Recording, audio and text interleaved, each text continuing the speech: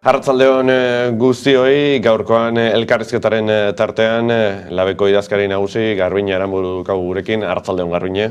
Eixo, arratsaldeon. Lehenik eta behin aktualitateak agintzen duelako, gaur goizaldean berriro ere azaldatu egin gara, jakitean Guardia Zibilak sortuko laukide atxilotu dituela, eta nolabait berriro ere ez denboraren makinean sartu garela, halako gertaera eta albiste represio batekin. Bai, albiste txarra, zalantzari gabe, eta nik uste, gaina, nik kokatuko nuke Euskal Herrian kontrako eraso bat bezala, ez? Euskal Herria beste fase batean gaude, bizikidetza demokratiko bat eraikitzeko fasean gaude, bizikidetza demokratiko bat eraikitzeko ezinbestez ere, espetxe politika hau aldatzea eskatzen dugun gehiengo anitza, bai eremu politikotik eta bai eremu sindikal eta sozialetik, gehiengo zabala, eta Madridetik, estatutik berriro ere kontrako norabidean etortzen zegun albiste bat, ez? Horren aurrean, pentsatzen dugu berriro ere berri honek jakingo dula erantzuten, atzean utzi behar dien gertakari errepresiboak direlako. Aurrera begiratu nahi duen herri honek hitzordu berezi dauka, urtarrilaren 30ean. 8 egun falta dira, azkeneko orduetan ezagutu ditugu, hainbat enpresa batzordek azaldutako atxikimendua, termometroa berotzen ari dela. Nola ikusten du momentu honetan labek deialdia, bezperetan, nola gorakado doalaren tendentzia antzematen den honetan?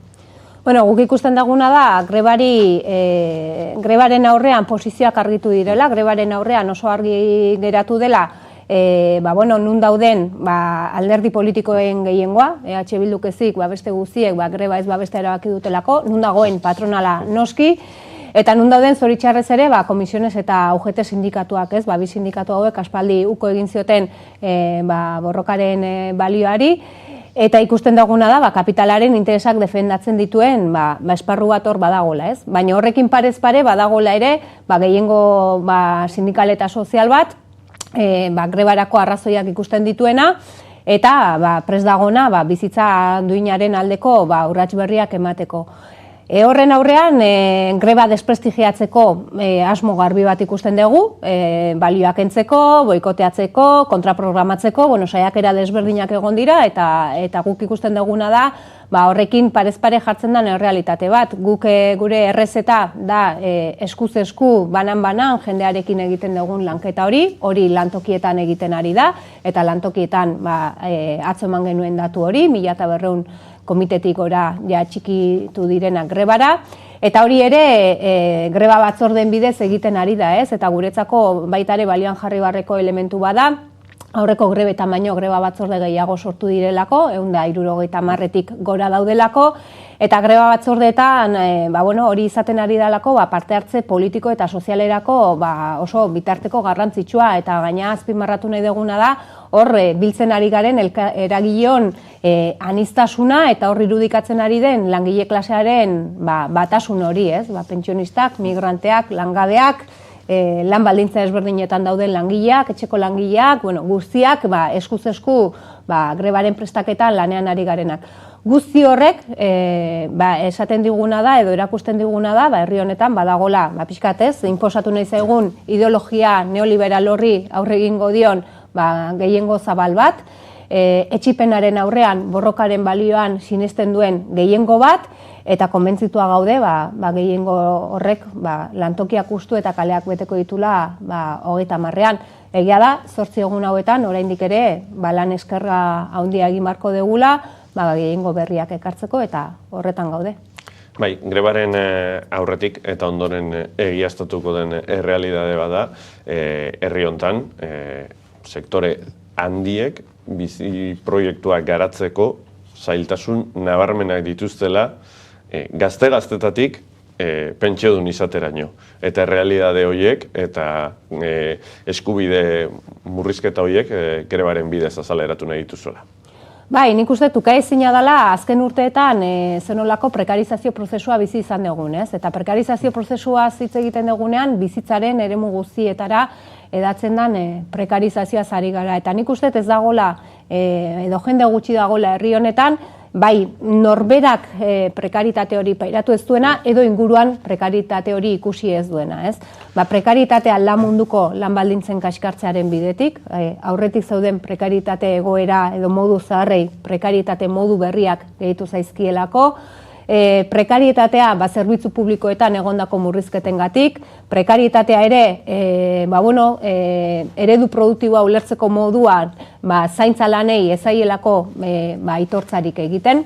Eta horre, guzti hori ere bada sistema kapitalistak bere mesedetan eta bere plusbalia hori irabazteko erabiltzen duen beste bide bat. Orduan guzti horrek eramaten gaitu bizitza duin bat sistema kapitalista eta heteropatriarkal honetan ezinezkoa dela esatera, eta horrek arrazoiak baditugula grebarako esatera.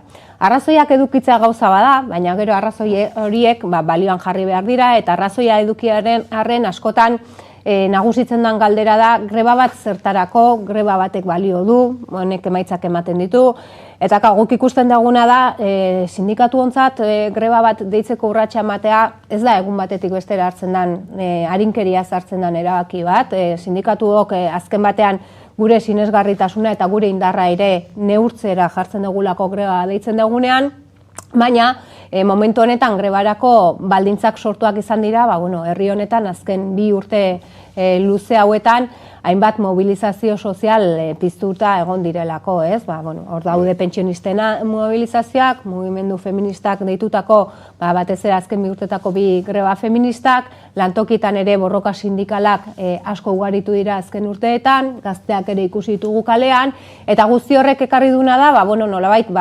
mobilizazio sozial oso garrantzitsuak izatea, borroka sektorial oso garrantzitsuak izatea, baina guztio gaude eredu bidegabe honen kontrako borroka batean, eta guztio gaude bizitza erdigunean jarriko duen eredu baten aldeko borrokan, ez? Horregatik, guk ere sindikatuan egiten genuen gogoeta bazala momentua ere mobilizazio deialdi orokorragoak deitzeko, greba moduan, eta borroka guztioien, nolabait esateko, batera jotze bat edo konfluentzia bat emateko, ez? Hor langile klasearen batasun bat irudikatzeko, indarra benetan hor daukagulako. Eta horrek, ekarri gaitu grebaraino, eta grebaren deialdia zentzu horretan egindako norabide edo ibilbide horrek ekarri duena da, deitzaileei dagokionez eta baita ere greba ereduari dagokionez ere, berritasun batzuk ditu greba honek, eta hori nabaritzen ari da ere gero lehen aipatutako lanketa horretan, ez? Batez ere herrietan greba batzordetan egiten ari garen lanketa horretan. Erresistentzia nabarmenak ere sortu ditu, eta begibistakoa da, bai EAJak, bai bereziki Jaurlaritzak eta lehendakariaren jarrerarekin, edo atzo bertan Arantza Tapiak egindako adierazpenekin azaldutako kontrakotasuna eta nolabaiteko jarrera irmo hori. Bai, egia esan Jaurlaritzak sindikatua, behar duen sindikatu eredua, UGT-rena bezalako sindikatu eredu bat da, ez? Enpresa multinazionalen mesedetan jardunaldiak antolatzen dituen sindikatu bat. Jaurlaritza honek daukan arazoa da, herri honetako gehiengo sindikalak ez duela eredu sindikal hori babesten. Jaurlaritza daukan arazoa da, herri honetako gehiengo sindikala salbuespen bat dela, estatuan ematen den errealitatearekiko, konfrontazioaren aldeko autua egiten duela, kontraboterean sinisten degula, eta benetako eragile soziopolitiko izan nahi degula, ez? Eta horre, ikusten dena da, gehiengo sindikal eta sozial horri mespretxuzko jarrera bat, Jaurlaritzaren aldetik, Urkulluk lehendakariak eskatu zitzaion bilera ukatu izanarekin, guk horrela baloratzen dugu, mespretsua adierazten duela, herri honetako langileekiko, herri honetako pentsionistekiko edo feministekiko, eta aldiz patronalarekiko kontrakoa, ez? Patronalari alfombra gorria jartzen zaiola, patronalaren interesak defendatzen dituela, eta egunez egun edo egun askotan ikusten dugula patronalarekin argazki desberdinetan lehendakaria bera edo Jaurlaritzako hainbat kide, ez. Espainiar estatuari dagokionean, Pablo Iglesiasek vicepresidente kargua hartu zuenean, bai sare sozialetan, bai egindako adierazpen ezberdinetan Espainiar estatuko herri mugimenduei edo gizarte mugimenduei dei egiten zion kalean jarraitzeko edo mobilizazioak antolatzeko nolabait gobernu berria ez desbideratzeko. atzokoan Teresa Rodríguezen hitzak entzun genituen Andaluziatik. Batetik nola baloratze duzu Elkarrekin Podemosek azaldutako jarrera, eta baita ere, eremu ez abertzaleko sindikatuen jarrera. Bueno, gu bai ikusten duguna da, kalean mobilizazioaren beharra, kalean aktibazio sozialik ez baldin badago, politika publikoetan, erabaki politikoetan eragiteko gaitasunik ez dagoelako, edo patronala ezin delako behartu bestelako erabaki batzuk hartzera. Guk oso argi daukaguna da, eta batez ere bizi garen sistema honen baitan, eta bizi dugun prekarizazio honen baitan, ezinbestekoa dela mobilizazio soziala, mahai baten bueltan ez direla lortzen langile honen aldarrikapenak. Historian zehar munduko txoko desberdinetan eskubide sozialak beti borrokatuz lortu izan direla, eta hori da guk defendatzen dugun eredu sindikala, Osea, kontraboterea horrela ulertuta, kalean egon bai, baina era berean ere proposamenetarako gaitasuna izanik, eta eraldaketa sozialerako prozesu osoak elikatuz, aldaketa politikoak eta aldaketa sozialak bultzatuz. Baina era berean bai ikusten duguna da, Estatu Espainiarrean zentzu horretan eremu sindikalari dagokionez nahiko basamortua dela, Pablo Iglesiasek deialdi hori egiten du, baina Estatu Espainiarrean dagoen gehiengo sindikala, Komisiones eta UGTek ordezkatzen dutena ez daude klabe horietan. Komisiones eta UGTek aspaldi uko egin zioten konfrontazioaren bideari, aspaldi heldu zioten elkarrizketa sozialaren bideari, eta gainera gobernu honekin ikusten duguna da irekiko zaiela elkarrizketa sozialerako gune hori, Baina guk oso argi ikusten duguna da, elkarrizketa sozial gune horiek ez balin badago atzean langileen indarra, ezer gutxirako emango dutela, eta COE patronalak oso argi utzi du, bere marra gorriak nun dauden, eta neurri batean ere lasaitasuna adierazi du elkarrizketa sozialaren apologia egiten duen gobernu berri honekiko, beraiek oso argi daukatelako, elkarrizketa sozialeko markoietan, ez dituztela erreformak ematen dizkieten abantaila horiei ez dietela uko egingo. Beraz, hitz horiek ongi daude, baina eremu sindikalean nahiko basamortua ikusten dugu Estatu Espainolean zentzu horretan. Horregatik dauka ere balioa Euskal Herrian daukagun errealitate sindikal honek, eta horregatik ere daude batzukain urduri eta jipoitze dute hainbeste edo desprestigiatu nahi dute hainbeste greba orokorrau. Bai, urtarrilaren 30 igaro egingo da, urtarrilaren 31 helduko da gure egutegira. Greba mugarri izatea espero duzu, Bai, eta gaina hola planteatu dugu, eta nik uste jendearengan bizitzen dugun, ikusten ari garen motivazio horretan, jendea esan bezala greba batzordetan, eta dagoen aniztasuna, eta dagoen parte hartze zabal horretan, bai ikusten da, jendearen aktibazio horretan eragina daukala jakiteak greba hau ofentsibara planteatzen dela, ez dela erresistentzia greba bat, ez dela neurri zehatz bati erantzuteko greba bat, baizik eta ofentsibara esaten dugunean baldintza berriak sortu nahi ditugula, 31tik aurrera, prekarizazio prozesu horren aurkako borrokan jarraitzeko, mugarri bat izatea nahi degula, eta mugarri bat izan dadin, esan dakoa, guk eduki behar dugu alde batetik indarra erakusteko gaitasuna eta jendea mobilizatzeko gaitasuna, era berean ere interpelaziorako eta proposamenak egiteko gaitasuna, eta greba honekin eremu instituzionalari oso aldarrikapen zehatzak egin dizkiogu, beraien eskuduntzen arabera pentsioak osagarritzeko, beraien menpeko diren langileei gutxieneko soldata bat errespetatzeko, etxe bizitza eskubidean oinarrizko neurri batzuk arditzaten, edo diru sarrera bermatzeko errenta hobetzeko, eta barrez.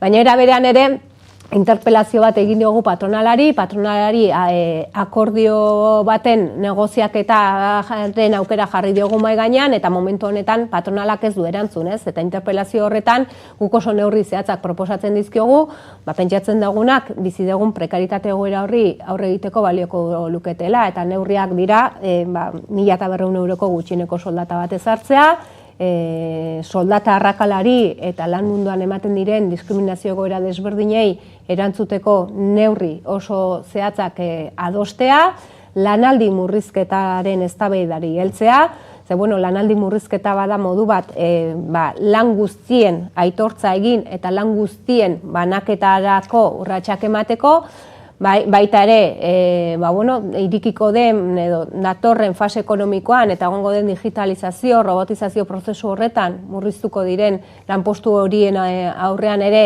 enplegua sortzeko modua badalako, eta lanaldi murrizketak badu beste virtualidade bat ere, hainbeste ugaritzen ari diren lanaldi partzialen testuinguru honetan, enplegua duintzeko izan daiteke ere, ez?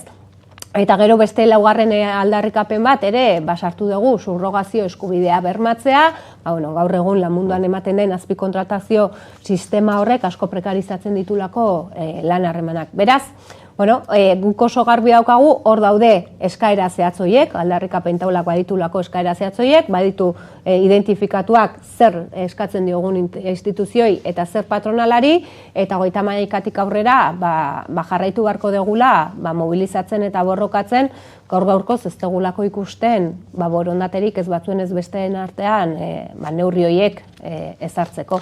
Grebaren dinamikotasuna aipatu duzu, sektoren aniztasuna eta mobilizazioak ere hizpide izan dituzu, eta azken urteetan kaleak bete dituzten batzuk pentsiodunak dira, eta eurak ere izan dira greba honen akuilu nagusienetako bat.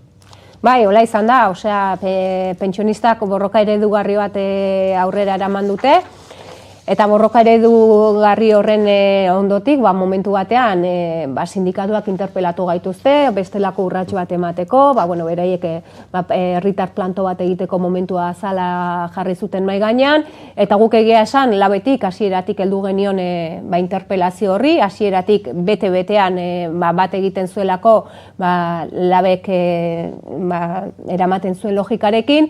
Guk ikusten duguna da, sindikatuen funtzioa ezin dela mugatu enpresa edo sektore deitu ditzakegun borroka sindikaletara, horrek sekulako garrantzia eta balia daukala, eta hori egiten jarraitu behar degula.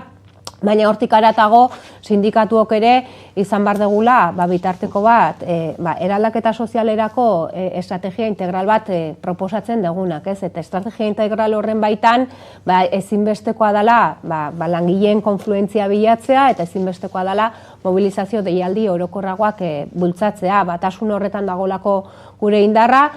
Eta beraz, pentsionistek neurri batean jarri zuten nolabait esateko bidea greba honetara iristeko, baina guk hasieratik heldu genion, sindikatua ere logika horren baitan lanean zebilelako azken urteetan, ez? Eta gero ere karta sozialeko eragile guztiok gure egin genuen deialdi bat izan da, eta azkenean hortik sortu da grebarako deialdi edo aukera hau. Azken urteetan interpelazio nabarmena egin duen beste bat mugimendu feminista izan da. Lehen aipatu zu zaintzaren garrantzia eta hurrengo esoik urte baizik eta belaunaldiei begirako erronka nagusienetako bat dela. Eta azkenean ari gara bizitzak erdigunera ekartzeaz eta kasu honetan gainera emakumezkoek pairatze duten prekarizazio eta eskubide murrizketa nabarmenen inguruan eremu guztietan, bai soldatapekoan, bai bestelako lan esoik erreproduktiboetan, baizik eta zaintza eta bestelako eremu dagokiena. Guk oso garbi ikusten dugu zaintza lanen aitortza politiko eta soziala ezinbestekoa dela, ez? Ekonomia neurtzen da oso termino produktibistetan, eta ekonomiaren ez da kontutan hartzen, ekonomiaren hazkundea edo ekonomiaren bilakaera neurtzen danean ez da kontutan hartzen, zaintza lanak ez dira kontutan hartzen, bakarrik eremu produktiboan ematen diren lan horiek hartzen dira kontutan, baina zaintza lan horiek barne produktu gordinean aintzat hartuko balira, ikusiko genuke oso portzentai importantea dela. Orduan, gu usten dugu, batez ere azkeneko bi greba feministen ondotik, zaintza lanen aitortza behar horrek erdigune batera ekartzea lortu dela, guk guztiz konpartitzen dugu, gu sindikatuan gogoeta berritu genuen, gure ponentzietan eta kapitalarekin daukagun talkari beste dimentsio bat eman genion, gu kapitalarekin daukagun talka berdimentsionatu eta kapital bizitza terminoetan kokatzea erabaki genuen, kapital lana dikotomia klasikotik atera eta pixkat zabaltzea, eta horrek ekartzen duna da ere, guk ere propioki sindikatu bezala, gure eredu sindikala berritu behar izana eta birpentsatu behar izan degula, ez? Eta zaintza lanen aitortzarekin batera, edo aitortza ezarekin ere lotzen da emakumeok askotan lan munduan daukagun errealitatea, ez? Askotan zaintzari lotutako enpleguetan, askoz balio sozial gutxiago aitortzen zaien enpleguetan, eta horrek ekartzen duen, diskriminazio egoera desberdinekin, prekaritatea handiagoarekin, eta soldata arrakala bezalako arazoekin. Hori guretzako lehentasunezko ardatzetako bat izango da, datozen urteetan, eta gure borroketan egongo dana, eta gure interpelazioetan ere egongo dana. Ardatzetako bat izango dela aipatu duzu, labi buruz ari garen honetan, zeintzuk dira sindikatuaren erronka nagusienak hurrengo urteetarako? Gu pixkat ikusten duguna da, jarraitu behar dugula, pixkat greba honek ere bultzada berri bat eman behar digula, prekarizazioaren kontrako borroka horretan ditugun erronketan, bai lantokietan egin beharreko borroka horietan, lantokietan eta sektoretan egiten ditugun borroka horien emaitzak ikusten ditugu. Azken urteetan negoziazio kolektiboan egonda nolabaiteko berpizte bat, baina berpizte hori dao erabat lotua borroken ugaritzeari, portzentaietan oso nabarmen ikusten da.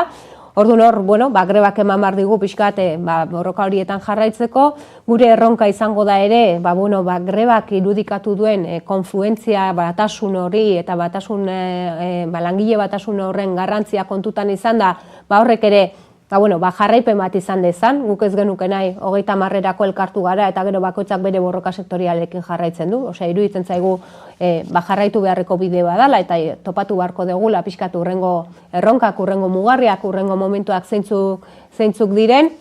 Eta gero ere, guk esaten dugunean eraldaketa sozialerako eragile aktibo bat izan nahi degula, guk aldaketa sozial horiek bultzatzeko mobilizatzen jarraitu behar dugu, baina era berean aldaketa sozial hori ez dugu ulertzen aldaketa politikori gabe, eta aldaketa politikoa esaten dugunean, gaude bestelako politika publiko batzuk aldarrikatzen, baina baita ere prozesu politiko bat, ez? Guentxe osatu da Madriden gobernu berri bat, Madriden osatu dan gobernu berriarekiko arlo laboral eta sozialean hartu ditzaken neurriekiko nahiko ezkorrak gara, bereien akordio programatikoa ezagututa, ez dagoelako, azken urteetako erreforma guztiak atzera botatzeko inolako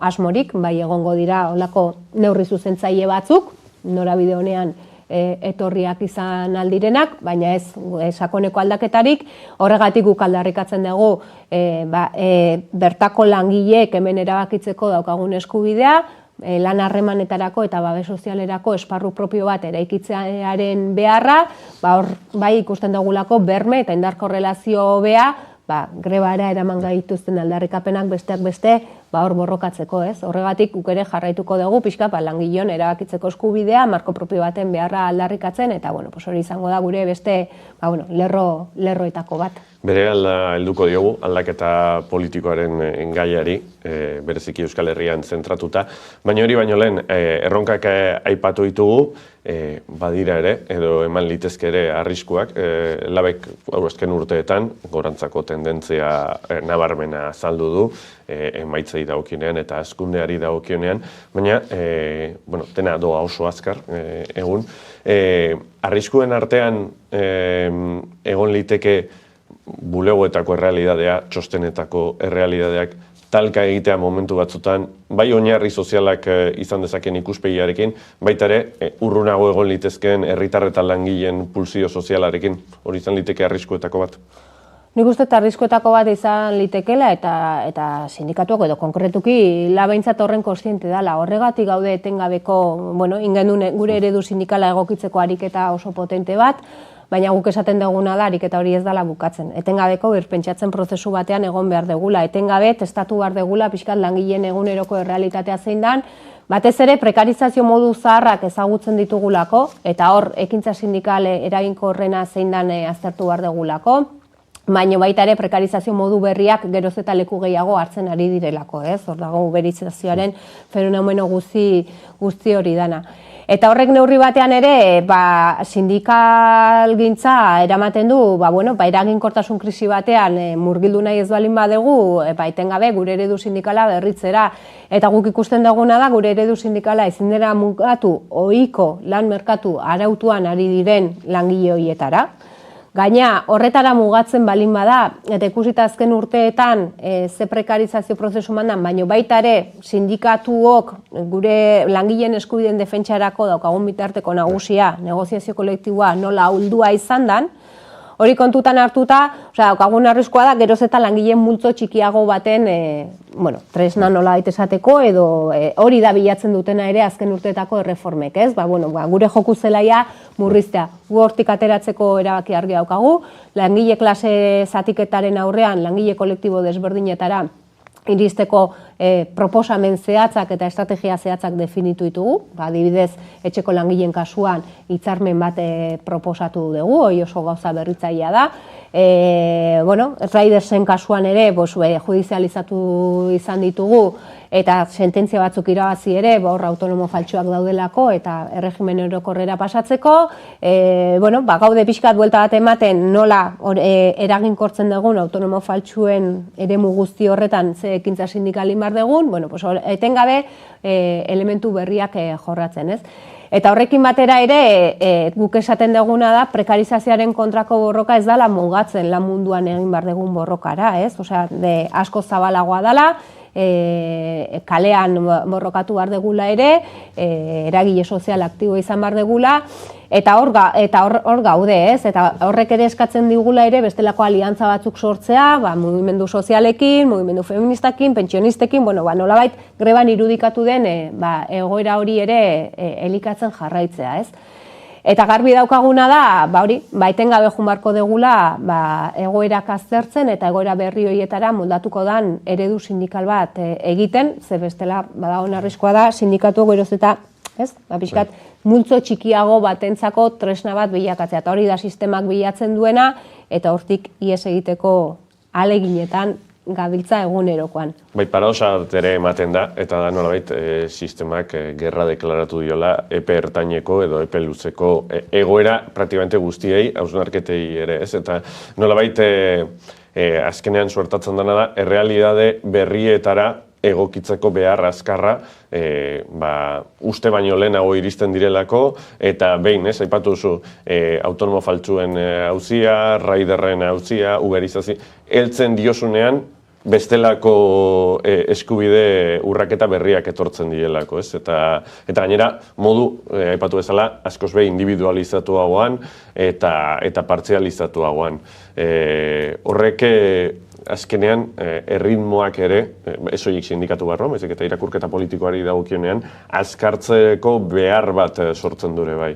Bai, era bat ados, eta nik uste hori oso nabarmena izan zela, batez ere krisi testu inguruan. 2008an krisialdean sartu ginenean oso bortitza izan zen, oso garai bortitza etorri zen, erreforma oso bortitzak ezarri zitzaizkigun, eta nolabait gurpil zoro batean sartu gintuzten, ez? Erasoa jaso, erasoari erantzun, erasoa jaso, erasoari erantzun. Eta horrek ezinezko egin zigun, nolabait esateko, horren atzean zeuden aldaketa estruktural horien jabe izateko, zenolako lan harreman eredua, zenolako, pixkat zerbitzu publikoetan ematen ari ziren erasoak, guzti horri dimentsioa hartzeko eta horren aurrean, nolabait nola jokatu behar genuen pentsatzeko ere, ez? Pentsatzeko ere denborari gabe aritu ginen nolabait esateko erasoa jaso, erantzun, dinamika horretan. Gero egia da, eta klaro, askotan grebarako zergatik hainbeste denbora itxoin den ere galdetu izan zaigulako, egia da, ja pixka bat, erreformen garai bortitzena igaro zenean, hor bai pixka bat, ez, pausatu ginela, eta horre hasi ginen, pixka bat ikusten, ze errealitate genuen, ze joku zelaitara mugatu nahi gintuzten, eta hortik pixkat nola aterako ginen, ez, ze eredu sindikal landuko genuen. Eta horrek ere ekarri du ere, azken urteetan, egondan errealitate sozial honetan, grebarako indegun ibilbidea, pausatuagoa izatea, baina era bairean oinarri sendoagoen gainean izatea. Baina egia da, hori errealitatea da eta guretzako erronka nagusienetako da, zenik askotan esateet, gu honea iristeako sistemaia hemen dago, sistema hemen dago, berak diseinatu ditu urrengo urratsak nundi jungo dean, nundi jipoituko gaitun, eta guk jabetzen ganeako beste estadio batean gaude, ez? Orduan, hori da, erronka oso potolo bat daukaguna, baina era berean ere, gero askotan, ez, sindikalgintza edo mugimendu sozialak edo borrokaren balioa ukatzen danean, irakurketa hoien atzean ere jabetu behar gea zein dan parean daukagun etxaia, zeinen kontra gauden borrokatzen, zer dan gaur egun sistema kapitalista, ze basatia dan, ze bitarteko ditun, eta horrei, askotan badagolako tendentzia bat, tatez ere ezker eremuetan ere, eta egiten danari balioak kentzeko, eta gure artean, azkenean, kolektibo batzuk besteen arteko interes talkan sartzeko, eta hori da sistemari eman aldiogun garaipenik hoberena, eta nik uste horretaz ere kontziente izan behar degula, ez? Osea, etengabe bilatu behar dugu eraginkorragoak izatea gure borroketan, baina era berean ere egindako borroka horien eta lortzen ari garen emaitzen balioa aitortu behar da, zen nik uste gure buruari egin behar digun galdera da, herri honetan, egia da, langileon egoera ez dela ona, baina nola egongo ginatekeen, herri honetan dagoen sindikalgintza egon ez balitz, eta herri honek erakutsi duen borrokarako eta mobilizazio sozialerako gaitasun hori erakutsi izan ez balu, ez? Patronalak ere aitortu izan digulako, baditut tresnak eskura ditudanak, baina ezin ditut aplikatu ni nahiko nuken sakontasunarekin, badakitelako horrek konfrontazio bat sortuko didala eta ezinezkoa zaidala. Orduan, horrek ere ematen digu pixka bat, neurgailu bat gure borrokaren balioaren inguruan, ez? Aliantza berriak, sektore berriekin aipatu dituzu, baina galderarik errekurrentena egingo dizut. Zelan dago, edo zelan daude ela eta laben arteko harremanak? Nik uste ikusi da, ez? Gentozen apurketa fase batetik, eta apurketa fase hortatik, grebarako beharra hau eta aukera hau sortu da, oso ibilbide desberdinekin iritsi gara greba honetara, beraiek zeuden pixkat lantokiz-lantokiko estrategia batean, gu gehiago ginen, lehen esan bezala, lantokiz-lantokiko estrategia bai, baina erantzun orokorragoak behar ditugula aldarrikatuz, baina, greban hor konfluitu dugu eta horrek ekarri duna da harremanak eta komunikazioa berreskuratzea. Hortik aratago, denborak esango du, greba honek gestio bat izan behar dulako, greba hau ez dalako urtarrilaren 30ean bukatzen den zerbait, baina egia da, oraindik orain desberdintasunak desberdintasuna ditugula ekintza sindikalean gure ikuspegitik gehiegitan elkarlana bere eredura eramatearekin ulertzen duelako, eta guk esaten duguna da bi sindikatu, bi estrategia, biak zilegi elkarlana bien arteko adostasuna dela, eta ez batek bestea bere eredura eramatea, eta gero desberdintasuna ditugu ere, pixkat, ez dakit, ez, ze nolako papera jokatu behar dugun sindikatu abertzale bezala, ez, guri dagokigun papera mobilizazio sozial hortan eragitea bakarrik dan, edo guri dagokigun papera askoz aktiboagoa dan, eta gu benetako eragile soziopolitiko izan behar dugun, eta guk ere prozesu politikoarekiko eta marko berri baten eraikuntzan askoz jarrera aktiboagoa ez dugun izan behar. Lan bezala oso garbi daukagu baietz, adibidez, estatus politikoaren eztabaidan zergatik ez gehiengo sindikalak posizio amankomun bat gestionatu, guk bere momentuan elari hori planteatu genion, bere momentuan 2017an gaina burujabetza prozesua sustatzeko adierazpen bat sinatu genuen, horrek ez du ibilbiderik izan, elak ez duelako garatu nahi izan, baina gu pentsatzen dugu oraindik ere zentzua eduki dezaken lan lerro bat dela eta horren aldeko apustua egiten jarraitzen dugu. Baina esan bezala, denborak esango digu, urtarrilan 31tik aurrera, harreman horietan, sakontzen jarraitzeko ze aukera errealak dauden, guk jarraituko dugu pixkat.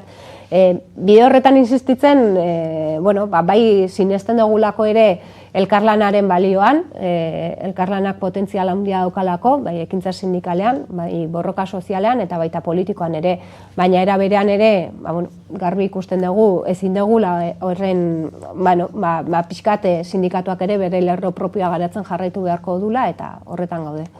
Bai, estatus berriaren auzia mahai gainean egongo da, udaberri hontan, ziurrenik modu nabarmenean, hauteskundeen testinguruan.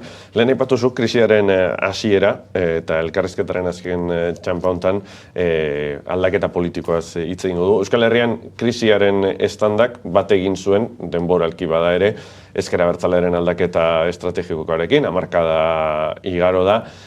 Aurreko astean hemen bertan Arnaldo Otegi egon zen, eta aipatzen zuen erronkei begira, ezker independentistaren erronkei begira, badagoela orduan eratutako fronte zabal hori edatzea eta handitzea, bai eremu politikoan, bai eremu sozialean. nola heldu liteke horri egungo baldintzetatik, eta kontutan hartuta ere, EAJak berak indar nabarmena erakutsi duela ere azkeneko hauteskundeetan.